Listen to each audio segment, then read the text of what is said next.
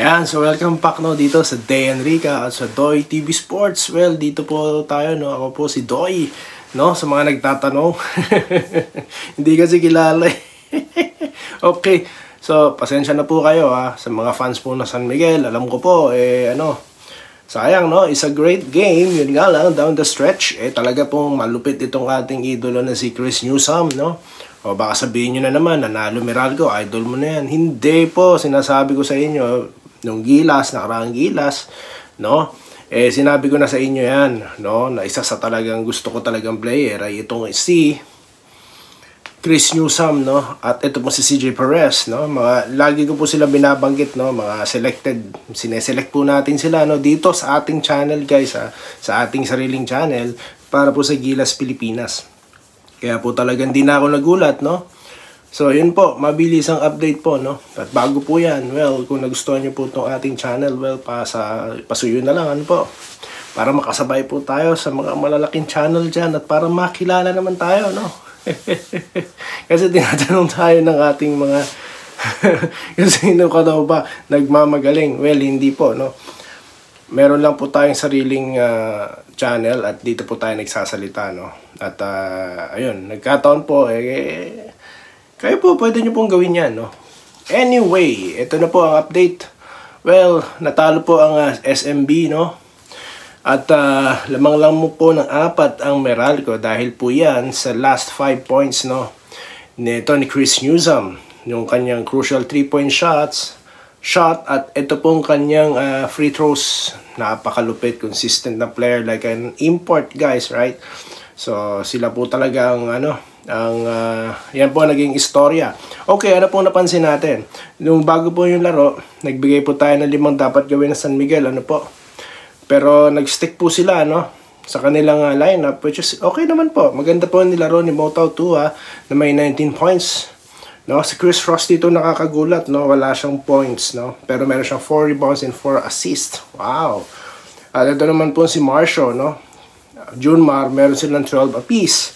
At CJ Perez is 18, Sa kabilang dako naman po, of course, si Chris Newsome, yung kanyang 26 points, At ito po si Bong Quinto, Dapat mapasama to sa Gilas talaga itong Bong Quinto na to, natin yan, i-campaign natin yan.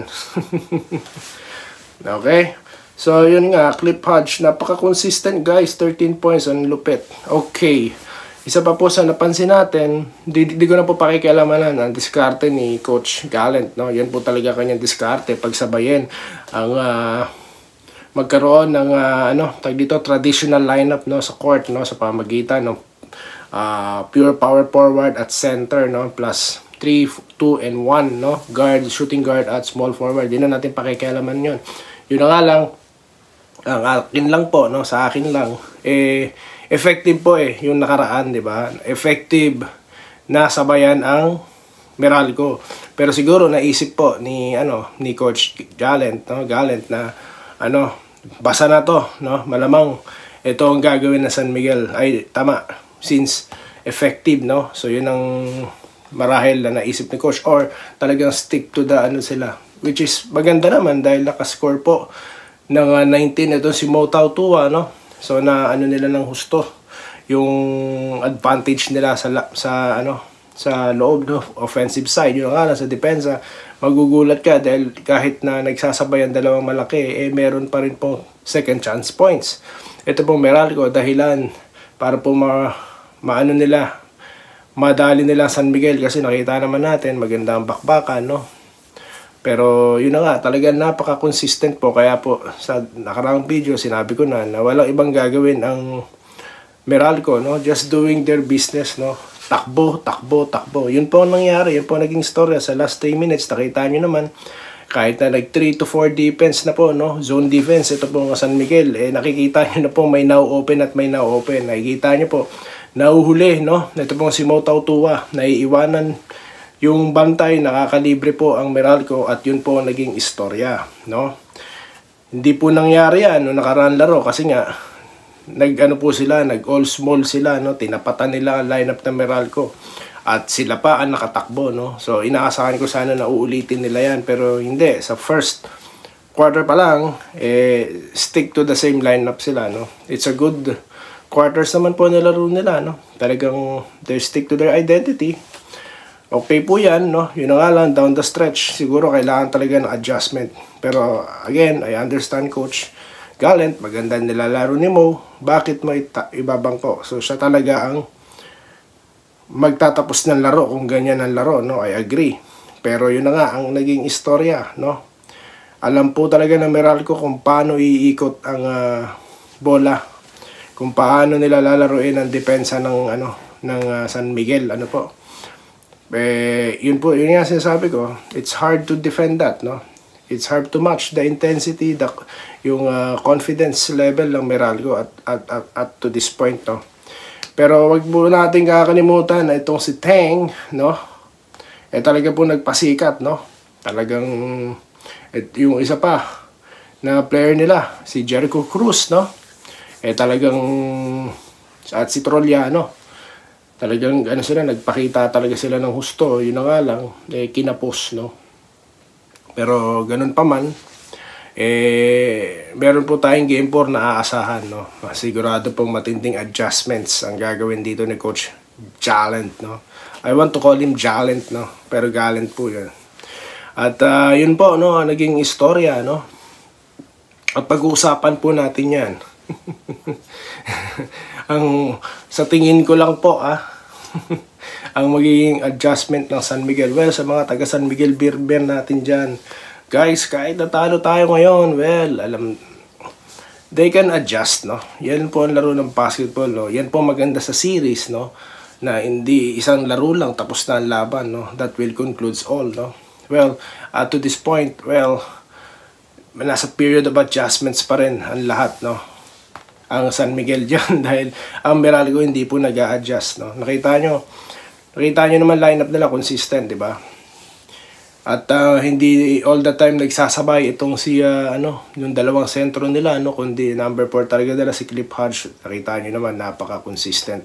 Intensity po talaga dapat once you're in the court, no? At yan ang pinakita ng Meralco.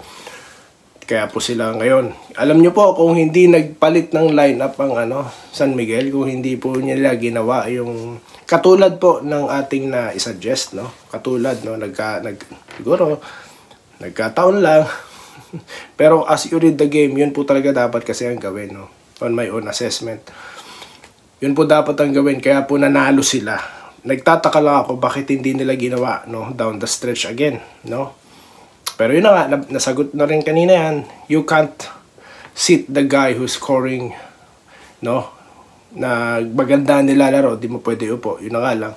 Again, that's how brilliant Coach Trillo is.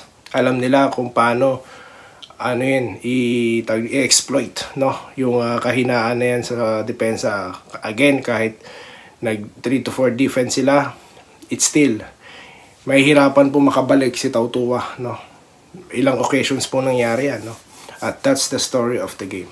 Okay, so yun lamang po at congratulations sa Meralco, no? You deserve this win, guys. Kung hindi kayo nanalo or natalo, no? na San Miguel, baka po sweep na pinag-uusapan natin sa susunod na content. So yun lamang po. Magkita-kita tayo, no, sa susunod na content po, no? Dito lamang sa Doy TV Sports sa Day Enrica YouTube channel. At yan po i-discuss natin. Ang magiging diskarte naman po ni Trillo. Ayan. Lipat naman po tayo sa another sa another coach. So yun lamang po. At maraming salamat, no, sa inyong panonood at magkita-kita tayo sa susunod na content, no, bago ang tip-off ng Game 4 dyan po sa PBA. Muli, maraming salamat po. Salamat po sa panonood. Subscribe na para sa mga susunod na basketball at boxing videos.